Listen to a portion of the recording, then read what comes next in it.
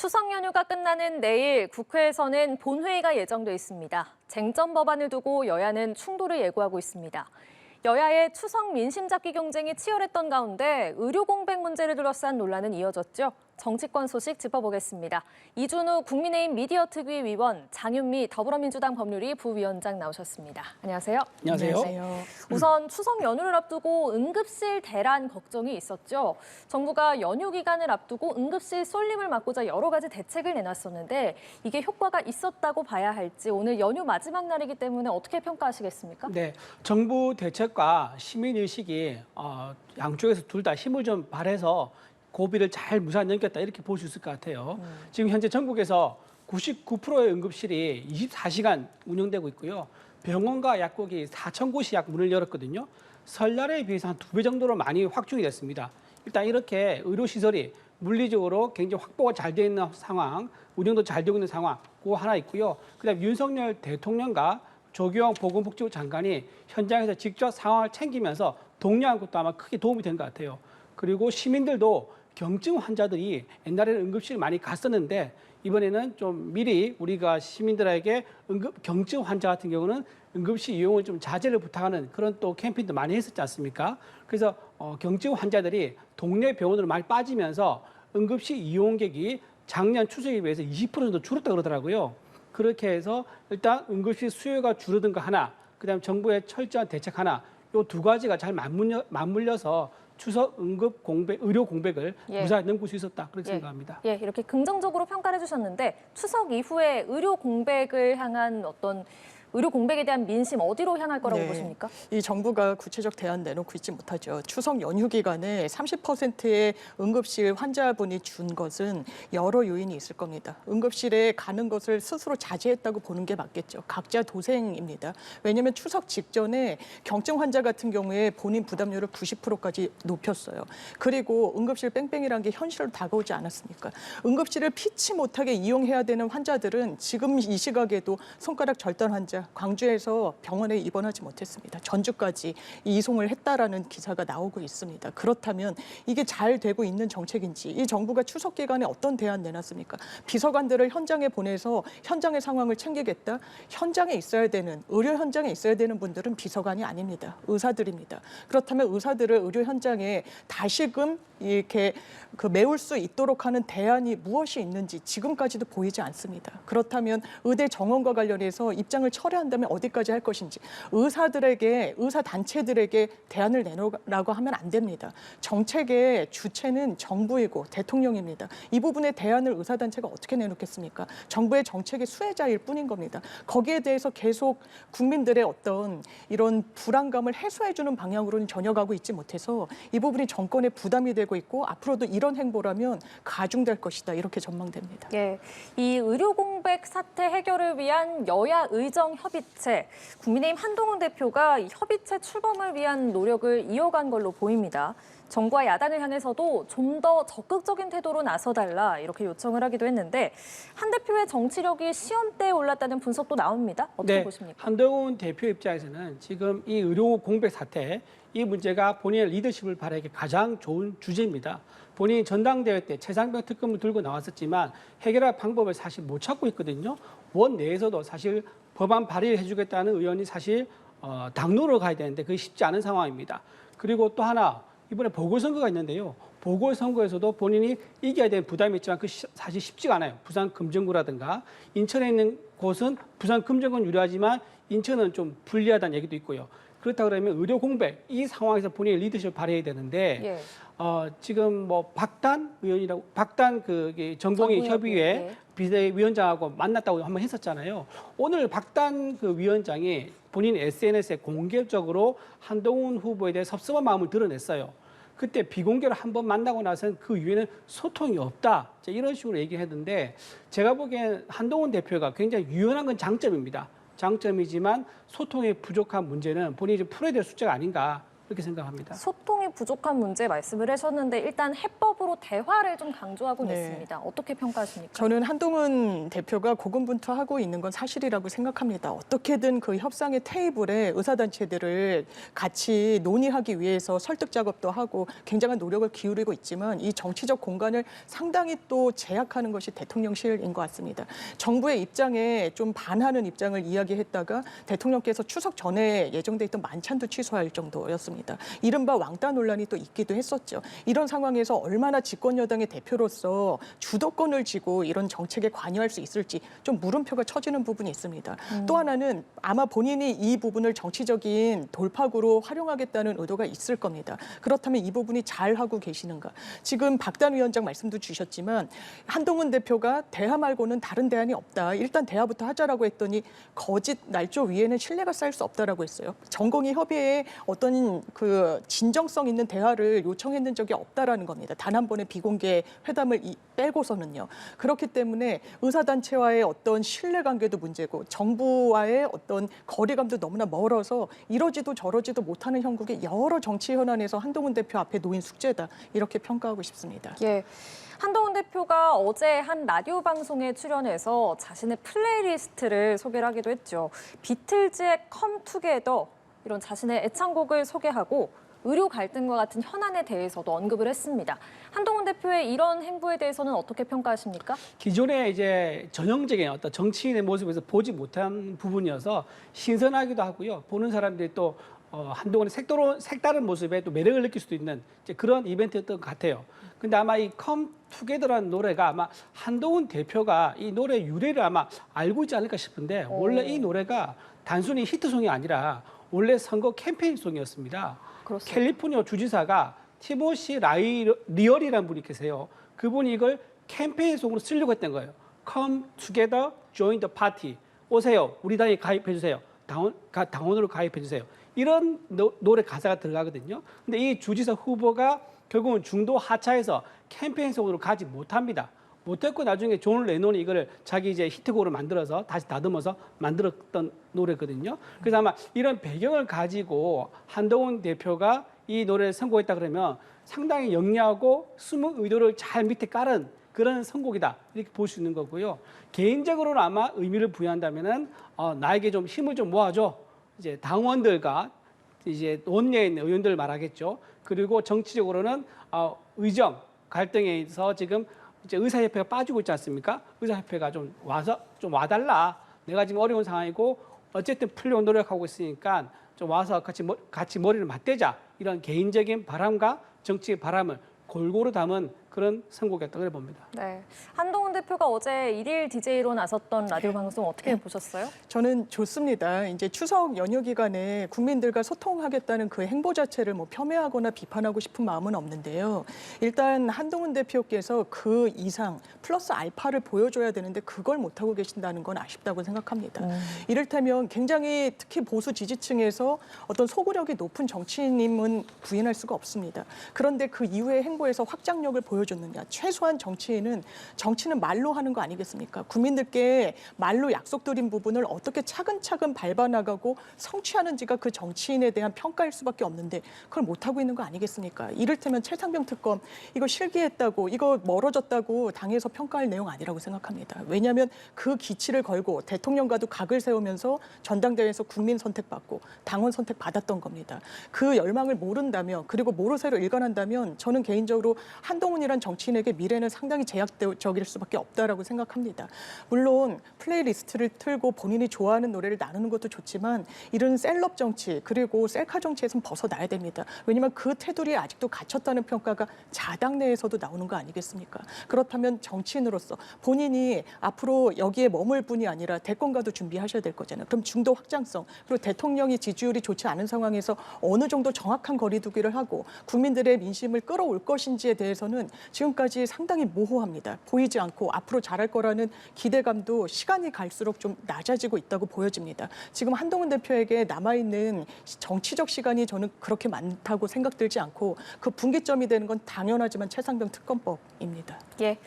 자, 주제를 돌려보겠습니다. 이런 가운데 바로 내일 국회 본회의가 열리죠. 민주당은 김건희 여사 특검 그리고 해병대원 특검 지역화폐법 이렇게 쟁점 법안 처리를 벼르고 있습니다. 연휴 끝나자마자 다시 여야 대치 전국이 될 가능성이 커 보입니다. 사실 민주당에서는 추석 전에 본회의에 올리겠다고 했던 법안들입니다. 우원식 국회의장이 추석에 의정 갈등이 워낙 심하니 좀 그 부분을 유예하자는 취지로 협의가 돼서 이제 19일 본회의 이야기가 나오는데요. 예. 법안별로 분별해서 봐야 될 것 같습니다. 최상병 특검법, 한동훈 대표도 찬성했던 법입니다. 한동훈 대표가 이야기한 대안, 제3자 지명 방식에 대해서 민주당이 다 수용했습니다. 그 부분에 대해서 이제는 화답할 때입니다. 이게 정치력의 시험대가 될 것이고요. 김건희 여사 특검도 그렇습니다. 그 대통령실에서는 1심에서 이른바 전주 손모 씨가 무죄가 나왔을 때 이것 봐라. 김건희 여사와 어떤 역할에 있어서는 유사해 보이는 지위에 있는 사람이 무죄를 받지 않았느냐라고 했습니다. 항소심에서 검찰이 공소장 변경을 했죠. 방조죄로까지 들여다봐달라고 재판부에 요청을 한 겁니다. 가벌 범위가 좀 더 넓거든요. 유죄가 나왔습니다. 이 부분에 대해서 대통령실에서 함구하고 있습니다. 검찰은 수사하고 있나요? 이거 명품백과 관련해 가지고 대통령실에서 지정한 장소에서 검찰들이 휴대폰을 반납한 상태에서 한 조사, 그 제대로 된 조사라고 국민들이 일단 생각하시지 않을 겁니다. 그렇다면 검찰이 최소한 정확한 수사를 해줘야 되는데 지금 그런 수사를 할 수 있는 능력 주체라고 국민들이 보실까요? 특검밖에 답이 없는 겁니다. 대통령께서도 공수처든 검찰이든 수사하지 못하면 이런 특검이 대안일 수밖에 없다고 말씀하시지 않았습니까? 그런 부분과 관련해서 민주당은 야당으로서 할 역할을 하는 것이다.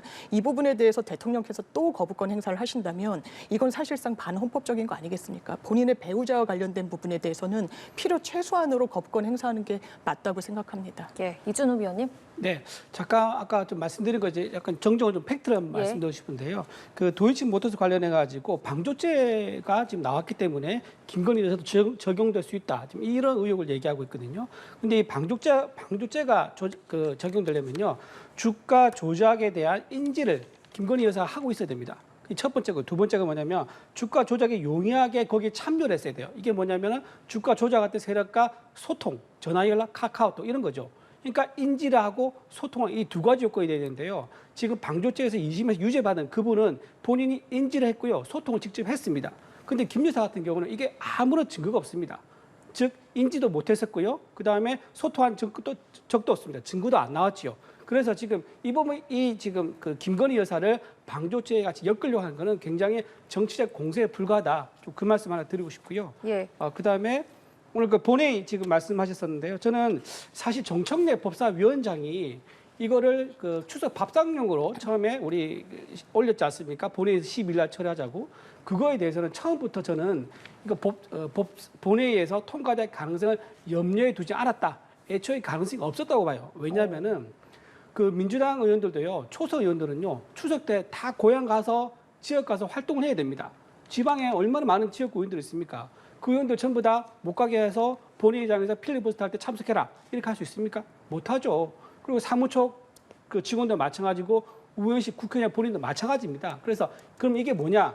추석 밥상이나 또는 이거를 절차상 해야 하는 상황 그런 게 아니라 지금 이재명 대표가 10월 1심 사법 리스크가 있지 않습니까?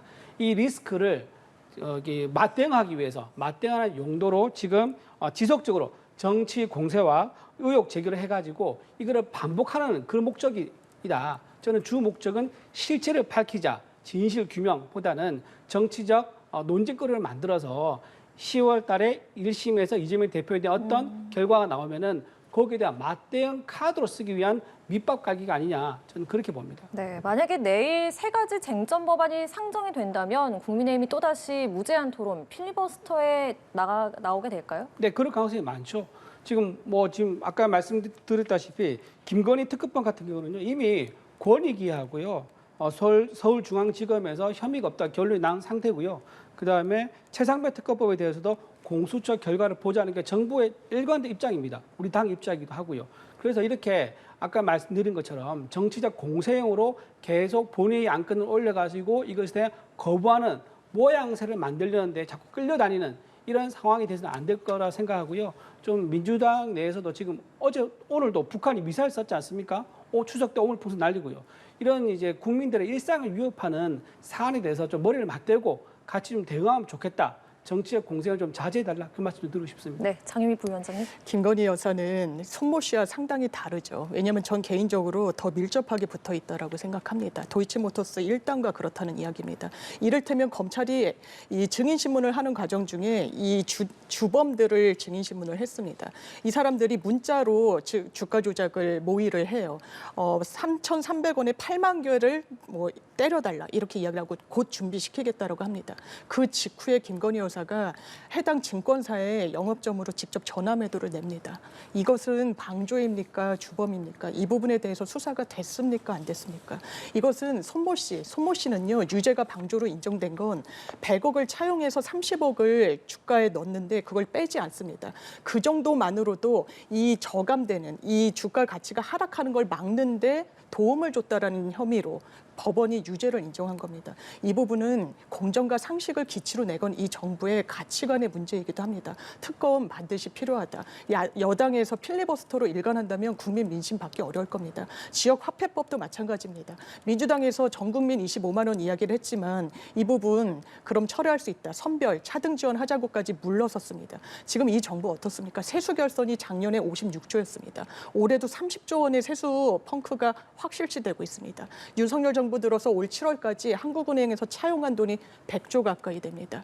이 정도를 가지고 거시경제 분석하는 분들은 일단 너무 내수가 악화돼 있다. 침체 일로다. 최소한의 마중물은 필요할 수 있다. 그것이 선별이든 어쨌든 차등이든 지원하는 것은 경제의 선순환에 도움이 될 수 있다라고 조언하고 진단하고 있습니다. 이 부분에 대해서 집권 여당이 오히려 나서야 되는 거 아닙니까? 오늘의 상품권 비슷한 사실상의 현금 지원성 정책하면서 아주 제한적으로 하는 부분을 확대하자는 안에 대해서 야당이 제안했으니까 이재명 대표의 어떤 그런 기치를 건 정책이니까 반대하는 모습처럼 최소한 보여서는 너무 무책임한 거 아니겠습니까? 이런 부분에 대해서 반대, 필리버스터로 일관하는 건 저는 침체되고 있는 여당의 지지를 회복에는 전혀 도움되지 않을 거라고 생각합니다. 제가 잠깐 말씀 좀 드려도 될까요? 예, 짧게요. 짧게 말씀드립니다. 도이치모터스 관련해 가지고요. 공범자들이 손 씨에 대해서는요. 서로 연락 주고받았다, 작전했다라고 진술을 일관되게 했습니다. 하지만 김 여사에 대해서는 전혀 연락한 적이 없다고 일관되게 다들 공범자들이 그렇게 진술을 했습니다. 그리고 2심 재판부에서도요. 그 한 개 계좌가 있는데요. 그 한 개 계좌에 대해서 아까 말씀하신 전화 연락했던 거 그 부분에 대해서 2심 재판부 어떻게 판단했냐면요.